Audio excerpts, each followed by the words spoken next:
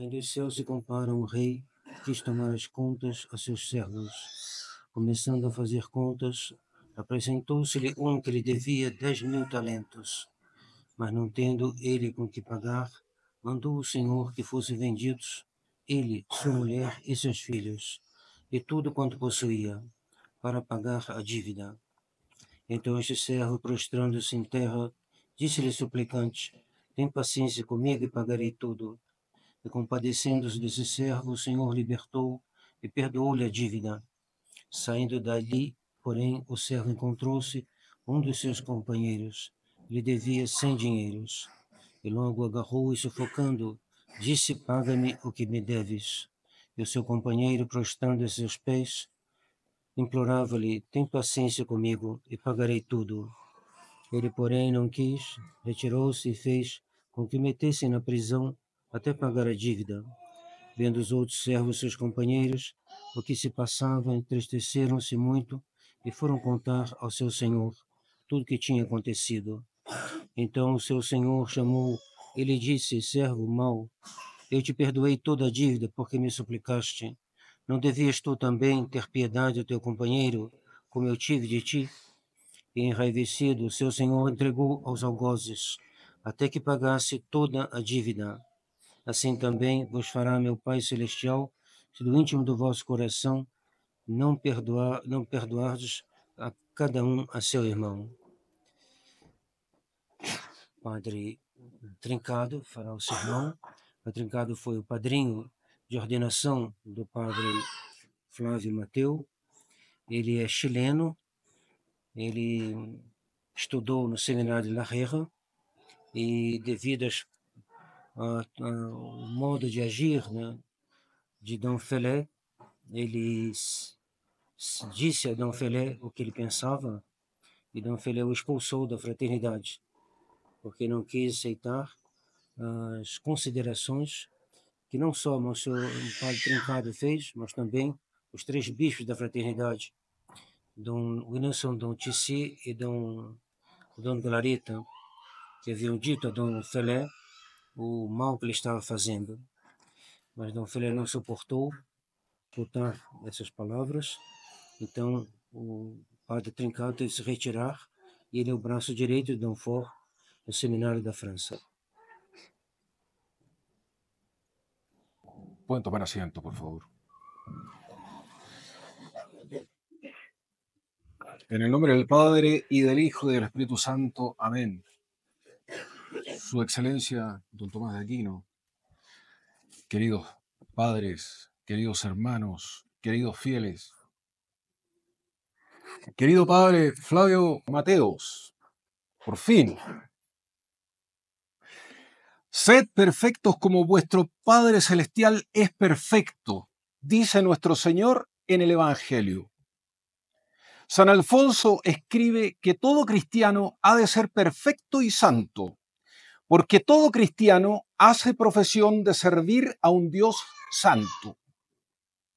Según San León Magno, cristiano es el que se despoja del hombre terreno y se reviste del hombre celestial.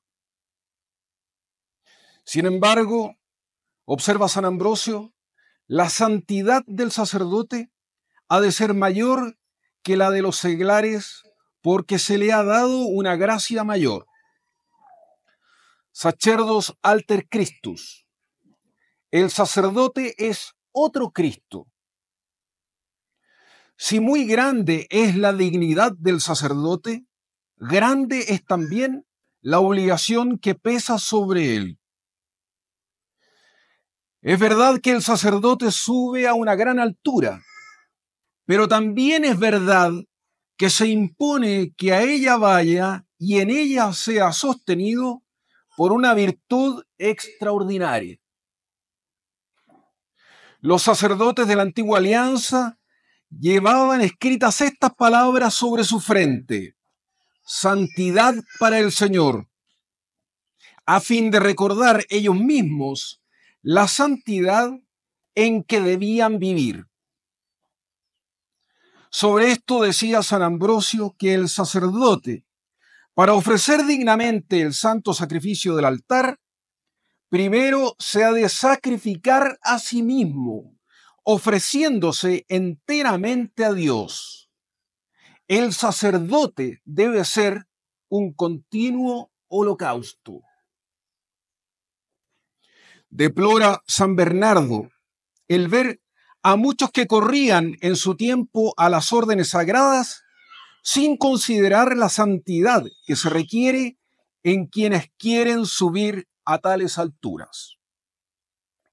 Porque el sacerdote, enseña San Gregorio, ha de estar muerto al mundo y a todas las pasiones para vivir una vida por completo divina. El sacerdocio que ayer usted ha recibido, querido Padre, es el mismo que Jesucristo recibió de su Padre. Por eso, explica San Juan Crisóstomo, dado que el sacerdote representa a Jesucristo, ha de ser tan puro como para que merezca estar entre los ángeles. Y así, durante 11 siglos, estuvo excluido del estado clerical todo el que hubiera cometido un solo pecado mortal después de su bautismo, como lo recuerdan los concilios de Nicea, Toledo, Elvira y Cartago. Y si un clérigo, después de las órdenes sagradas, caía en pecado grave, era depuesto para siempre y encerrado en un monasterio, porque la Santa Iglesia quería y quiere que el sacerdote sea irreprensible. Los que no son santos no deben tratar las cosas santas. El Concilio de Trento dice que los clérigos han de vivir de tal modo que su hábito, maneras, conversaciones, etcétera, todo sea grave y lleno de unción. Decía San Juan Crisóstomo que el sacerdote ha de ser tan perfecto que todos lo puedan contemplar como un modelo de santidad, porque para eso puso Dios en la tierra a los sacerdotes, para vivir como ángeles y ser luz y maestros de virtud para todos los demás hombres. El nombre de clérigo, escribe San Jerónimo, significa que alguien tiene a Dios por su porción, es decir, que vive solo para Dios. El sacerdote es el ministro de Dios encargado de hacer dos cosas en extremo nobles y elevadas: honrarlo con el santo sacrificio de la misa y santificar las almas. Al respecto, dice Santo Tomás de Aquino que a los sacerdotes se exige mayor santidad que a los religiosos por razón de las sublimes funciones que ejercen, especialmente la celebración del santo sacrificio de la misa, que es, absolutamente hablando, la obra más noble, la más elevada que alguien puede llevar a cabo sobre esta tierra.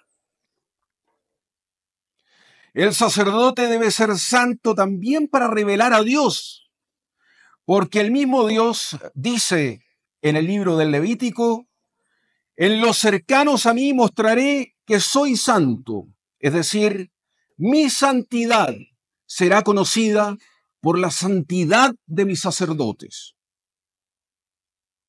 Todo pontífice, se lee en la carta a los Hebreos, ha sido escogido de entre los hombres y constituido en favor de los hombres para ofrecer dones y sacrificios a Dios por los pecados.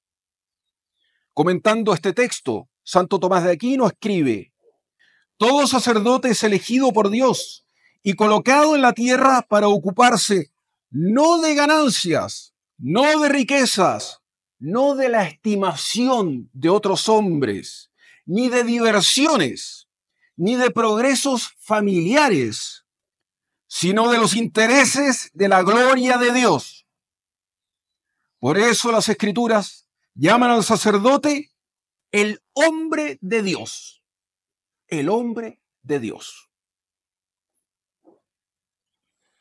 hombre que ya no es de este mundo, ni de sus familiares, ni siquiera se pertenece más a sí mismo, sino que es solo de Dios y que no busca más que la gloria de Dios.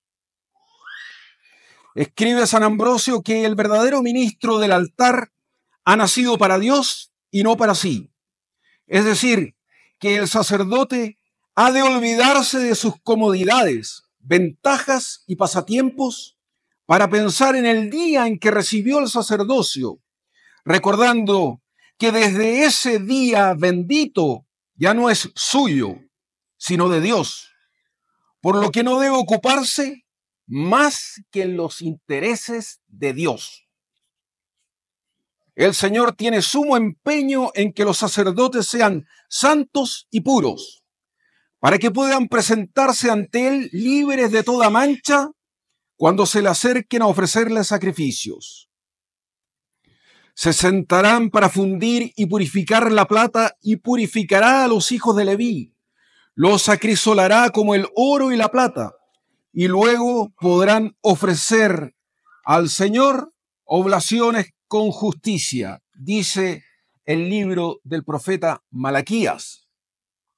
Si los sacerdotes de la antigua ley habían de ser santos tan solo porque ofrecían a Dios el incienso y los panes de la proposición, figura del Santísimo Sacramento del altar, con cuánta mayor razón habrán de ser puros y santos los sacerdotes de la nueva ley, que ofrecen a Dios el Cordero Inmaculado, su mismo Hijo. Nosotros no ofrecemos, dice un autor sagrado, corderos e incienso como los sacerdotes de la antigua ley, sino al mismo cuerpo de Cristo, y por eso se nos pide la santidad que está en la pureza del corazón, sin la cual se acercaría uno inmundo al altar. Decía San Roberto Belarmino, desgraciados de nosotros, que llamados a tan altísimo misterio, distamos tanto del fervor que exige el Señor de los sacerdotes en la antigua ley. Si hasta quienes habían de llevar los vasos sagrados quería el Señor que estuviesen libres de toda mancha, pues cuánto más puros han de ser los sacerdotes que lleven en sus manos y en el pecho al mismo Señor Jesucristo. El sacerdote hace en el altar las veces de Jesucristo, por lo que, como dice San Lorenzo Justiniano, debe acercarse a celebrar como el mismo Jesucristo, imitando en cuanto sea posible la santidad de Cristo. De ahí que el Señor nunca es tan ofendido como cuando le ofenden quienes están revestidos de la dignidad sacerdotal, agrega San Juan Crisóstomo. Se podrían dar muchas más citas de los santos acerca de la dignidad sacerdotal.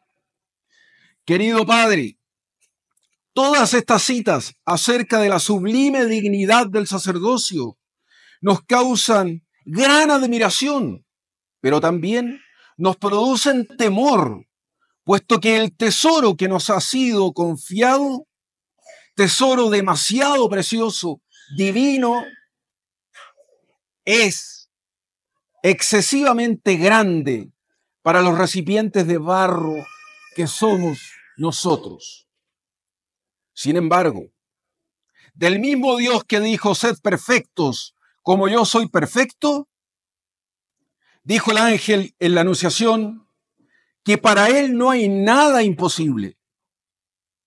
Ánimo entonces, pese a todas las debilidades y oscuridades, la gracia de Dios ha querido triunfar en usted, querido Padre Flavio, y hacer de usted un sacerdote fiel, un sacerdote digno, un santo sacerdote.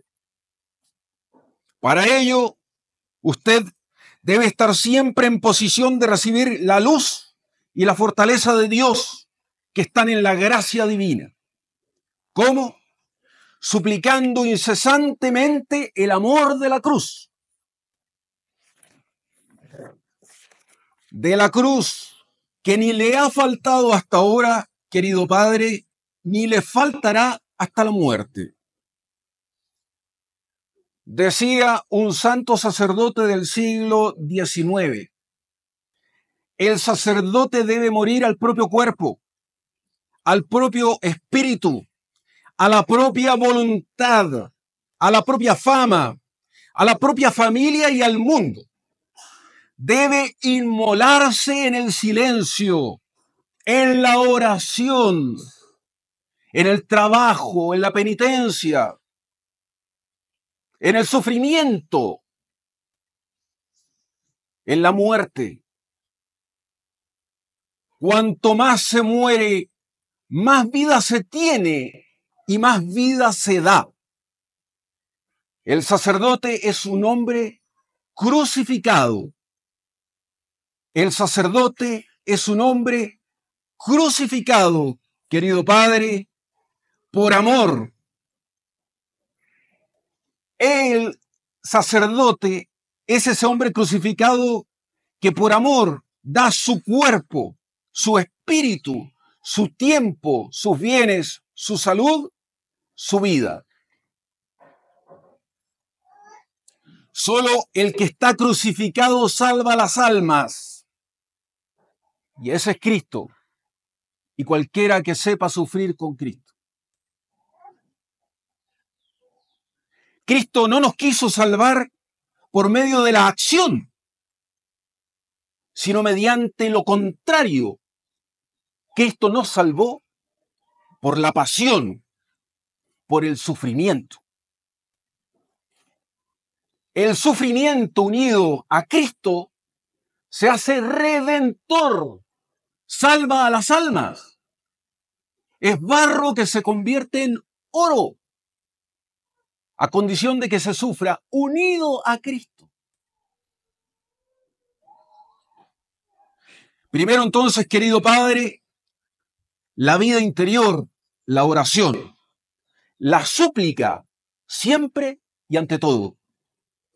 El padre Emmanuel André, un santo abad benedictino del siglo XIX en Francia, enseña que los tres deberes principales que tiene el sacerdote son la oración, la predicación y la administración de los sacramentos.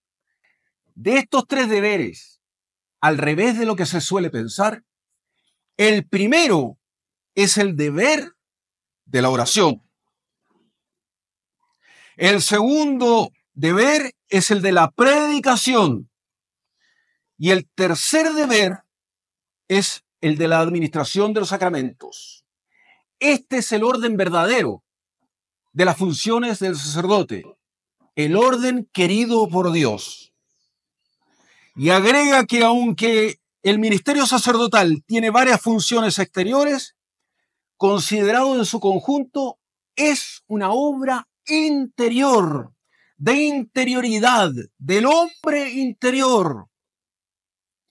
En efecto, dice, pedir la gracia y contribuir a que vence las almas, se conserve y aumente en ellas, es ciertamente el fin último del ministerio sacerdotal.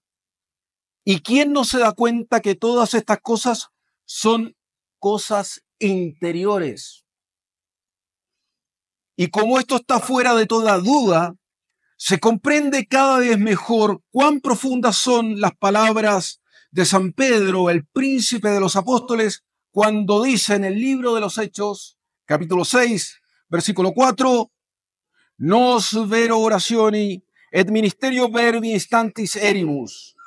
Nosotros nos entregaremos a la oración y al ministerio de la palabra.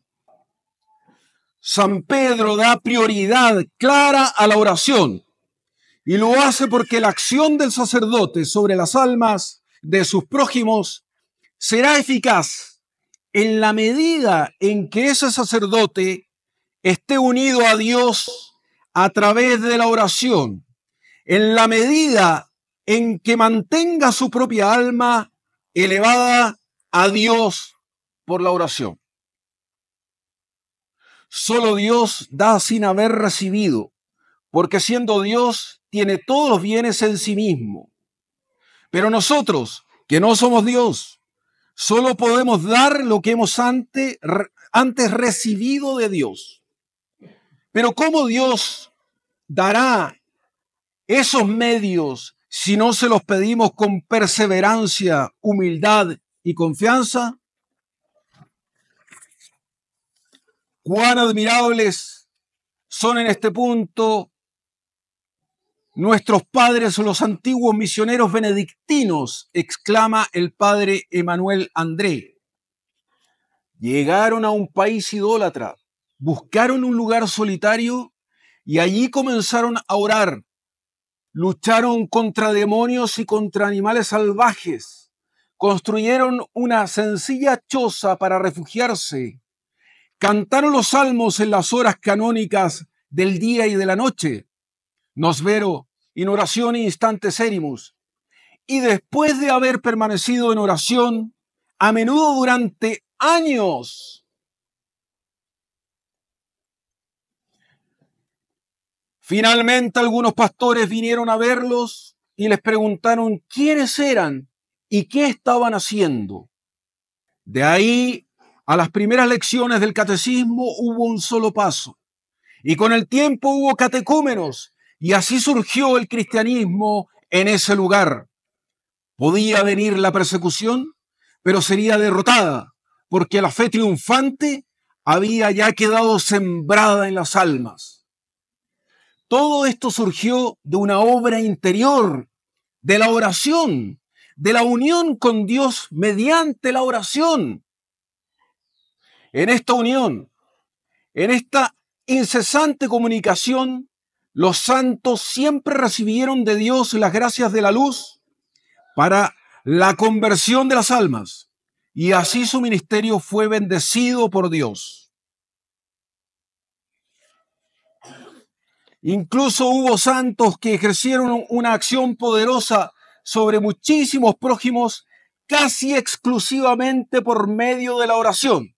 Es decir, no en el ruido de la acción exterior, sino el silencio de la comunión de los santos.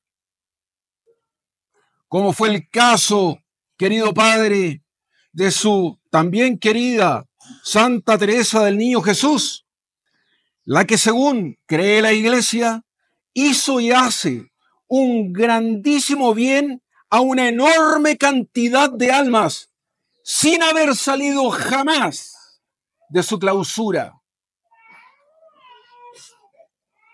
Ella, que fue declarada patrona universal de las misiones, es la santa de los incapacitados, de los inhabilitados, de los que como Cristo y con Cristo están inmovilizados por los clavos que los fijan a su cruz.